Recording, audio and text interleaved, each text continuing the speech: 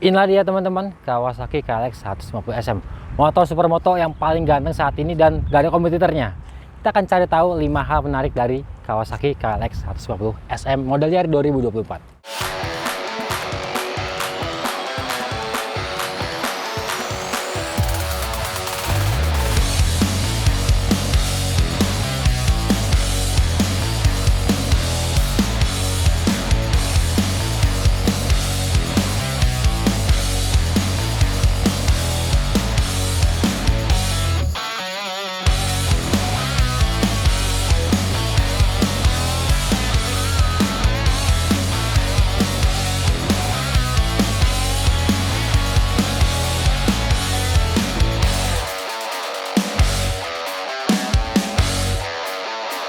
Hal menarik yang pertama tentu aja desainnya. Ya setelah mungkin tahun 2016 ya terakhir di tracker itu muncul, akhirnya baru di tahun ini KLX 150 SM muncul menggantikan di tracker 110 dengan desain yang ini ganteng banget sih emang. Secara keseluruhan ini bodinya total baru, dari spakbor depan yang dibuat lebih panjang, terus batok lampunya sudah LED. Ini malah kelihatan mirip-mirip sama yang KLX 230 ya. Bentuk-bentuknya, shape-nya juga, cuman memang ukuran itu agak sedikit lebih kecil. Lalu strut tangki juga dibuat lebih megar, lebih ngebuka. Dan di bagian dalamnya itu ada lapisan bodi juga supaya nggak terlihat kopong banget dan detailnya jadi lebih rapi. Nih di dalam sini nih. Kemudian di cover tengah ini juga lebih padat. Kalau sebelumnya itu kayak cuman di sini doang nih batas bodinya, jadi bagian rangka itu lebih banyak terekspos. Kalau sekarang dibuat lebih tebal, lebih nutup juga ke bagian rangka tengah, dan ini bagian cover belakang nih juga kelihatan lebih tebal ya. Dan nggak ketinggalan nih buntut belakangnya yang dibuat lebih menjorok ke belakang, jadi kayak ekor bebek tuh. Kalau dulu kan sama lampu sejajar ya buat belakangnya, sekarang lebih teduh nih lampu belakangnya, lebih teduh. Terus spakbor belakang juga desainnya baru. Karena inilah supermoto yang pasti dia pakai kaki-kaki yang super gambut dan kelihatan padat banget.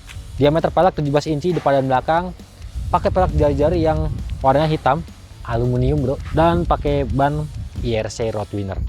Dan masih di area kaki-kaki, dia shock depannya sudah pakai upside down, dan ini feelnya agak sedikit berubah dibandingkan di tracker 150, nanti kita bahas. Dan di suspensi belakang masih pakai suspensi monoshock dengan link, atau disebut oleh Kawasaki dengan Unitrack. Kalau secara tampilan ini nggak ada yang salah kecuali spion. Karena dari di tracker 150, spionnya kan agak mengotak dan runcing gitu ya, jadi lebih masuk lah ke genre supermoto. Kalau sekarang dibuat bulat jadi sama kayak KLX 150 yang trail. Kalau kalian beli motor ini mending sekalian order deh spionnya di tracker 150 ya, biar lebih matching ya. Dan ini juga agak terlalu sempit spionnya, nggak terlalu lebar, jadi kalau buat di on road, karena ini ada genre supermoto, pandangan ke belakang itu agak kurang lebar kalau menurut saya gitu teman-teman. Lanjut bahas ke bagian dimensi. Ini motor supermoto yang menurut saya emang proper banget buat harian. Secara ukuran nggak terlalu besar, jadi masih asik buat harian di kemacetan juga. Buat slap slip itu berasa lincah. Dan secara ukuran dia punya panjang 1995 mm dan lebar 960 mm. Lalu tinggi motornya di 1165 mm. Sedangkan sumbu rodanya dia di angka 1335 mm. Nah, tinggi jok dia 840 meter, dan buat saya yang tingginya 172 cm ini masih bisa menapak tuh, enak banget, nggak jinjit sama sekali. Jadi mungkin yang tinggi-tinggi 170 masih oke, dan di bawah 170 mungkin agak jinjit sedikit, dan nggak yang sampai mengganjal banget di bagian paha dalam, karena memang ini basisnya motor trail, jadi joknya tuh memang ramping banget, jadi kaki bisa lebih menapak dengan sempurna. Ini saya enak banget, jadi macet-macet nggak bakal kagok ya pakai KLX 150 SM. Kemudian tangkinya ini dengan kapasitas 6,9 liter, rasanya tuh kayak flat aja gitu, lekukannya nggak terlalu menonjol banget kalau dilihat dari samping, jadi itu berasa rata ya, nyatu sama garis lekuk dari joknya. Dan buat harian mau duduk ke depan banget nih asik, nggak yang mengganjal banget di bagian selangkangan. Mau duduk ke mundur juga ini lega karena joknya panjang ya, khas motor trail. Buat boncengan pun masih proper, cuman memang karena joknya nggak terlalu lebar, jadi ini juga bikin bloknya cepet panas. Apalagi busanya juga karakternya agak-agak keras ya tuh. Cuman enaknya kulit joknya ini nge-grip, lengket banget di celana, jadi nggak gampang merosot ketika melakukan rem mendadak. Apalagi ini supermoto, kalau rem mendadak dalam banget, pakem banget, maka ngedive jok depan itu akan lebih dalam lagi, jadi kita nggak akan kayak mau kelempar ke depan gitu ya. Dan posisi riding ini masih oke, setangga lebar dengan model fat bar di bagian tengah ini, ada racernya jadi lebih tinggi sedikit dibandingkan yang KLX 150S. Kemudian footstep juga oke, menekuk tapi masih wajar dan tidak terlalu mundur ke belakang dan juga tidak terlalu tinggi. Kaki sejauh ini nggak ada rasa pegel-pegel sama sekali, dan setangnya lebar ini memudahkan kita handling di kemacetan. Cuman memang kalau macetnya padat banget ya slip-slipnya agak sedikit effort lah, karena ini ada handguardnya. Secara berat dia 120 kg, masih oke lah ya buat ukuran motor supermoto 150 cc.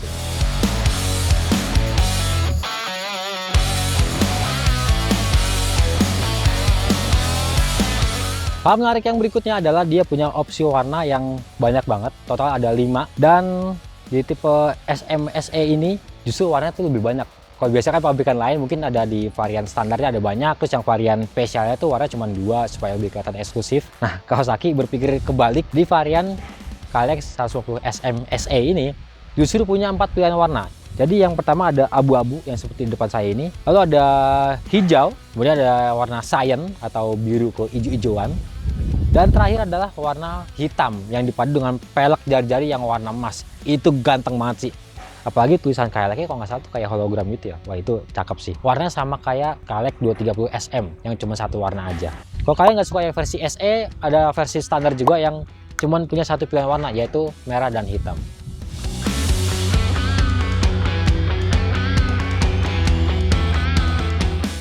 Poin berikutnya adalah dapur pacunya. Walaupun memang banyak dihujat ya, ketika kompetitor udah pakai mesin yang injeksi, Kawasaki masih andalin karburator deh. Alasannya sih karena lebih mudah dirawat, lebih banyak yang memegang juga, udah banyak yang tahu lah ketika menangani mesin ini kalau lagi ada masalah. Nah, mesinnya ini berkapasitas 150 cc, 4 tak SOHC, 2 katup pendingin udara, dan masih pakai karburator. Kalau bicara performa standar, dia punya tenaga 12 PS di 8000 rpm dan torsinya di 11,3 Nm pada putaran 6500 rpm. Mesin ini juga punya transmisi manual 5 speed dan feelingnya itu punya nafas mesin yang lebih panjang dibandingkan versi trail karena ukuran final gearnya dibuat sedikit lebih berat oleh Kawasaki. Jadi pakai on road ini nafasnya bisa lebih panjang, walaupun memang tetap lebih galak di putaran bawah sampai menengah, tapi begitu masuk ke putaran atas dia tuh kayak kosong gitu lah, ya udah nggak ada tenaganya lagi lah di putaran atas. Top speednya pun nggak tinggi-tinggi banget lah, cuman 100 km per jam lebih sedikit tuh nggak salah. Nanti kalian bisa lihat aja di slide berikut. Dan yang saya suka juga selain karena dia masih karburator dan kinerjanya tuh halus banget, kita dengerin suaranya. Nah, suara tuh halus banget, merdu dan agak suara bep ya itu di bagian knalpot. Nah, cuman ya karena dia masih karburator, masih ada cuknya di sini nih. Mungkin anak-anak kelahiran tahun 2000 belum ngerti cuk. Nah, kalian beli motor ini biar tahu itu cuk apaan. Nah, itu dipakai ketika motor baru nyala di pagi hari lah dalam kondisi mesin yang dingin. Oh iya, karena dia masih karburator dan mesinnya udah beredar cukup lama, banyak bengkel yang menawarkan paket upgrade mesin, mulai dari paket bore up, paket porting polish lah, atau paket upgrade harian, ganti noken as, ganti karburator, banyak. Jadi kalau kondisi standarnya masih kurang, tinggal di upgrade aja karena banyak bengkel dan banyak part yang sudah tersedia di pasaran.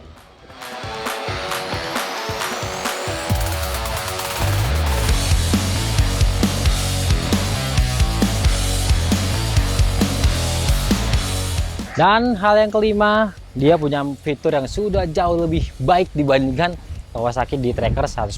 Mulai dari lampu depan yang sudah LED, dan ini cukup terang loh ternyata lampu depannya. Dan ini juga lampu dekat, lampu jauhnya juga asik banget terangnya. Nggak yang cuma nambahin titik gitu, tapi agak lebih nyebar. Terus, karena dia adalah versi Supermoto, kalian lihat dong cakram depannya. Semi floating, diameternya 300 mm. Ini gede banget dan modelnya tuh flower, jadi nggak ngebosenin dan kelihatan lebih keren ya. Anda cakramnya bisa dipasang ke motor lain, mungkin banyak teman-teman yang bakal beli buat dipasang di Aerox atau di NMAX gitu, mungkin ya. Terus, oh speedometer, wah ini perubahan banget nih. Dari dulu Kawasaki KLX S yang speedo itu full digital dan nggak ada fuel meternya, cuman ada indikator lampu bensin doang, kalau habis harus baru nyala. Lalu berubah yang ada jarum bensinnya dan sekarang jadi full digital. Informasinya lumayan lengkap teman-teman. Dia kita nyalain. Walaupun memang layar LCD itu agak kecil ya, agak tipis. Ada fuel meter, ada odometer, dan juga ada speedometer. Nah, kalau dipencet-pencet tombolnya, odometer tadi akan berubah menjadi trip A, dari trip B, jadi jam digital, dan balik lagi ke odometer.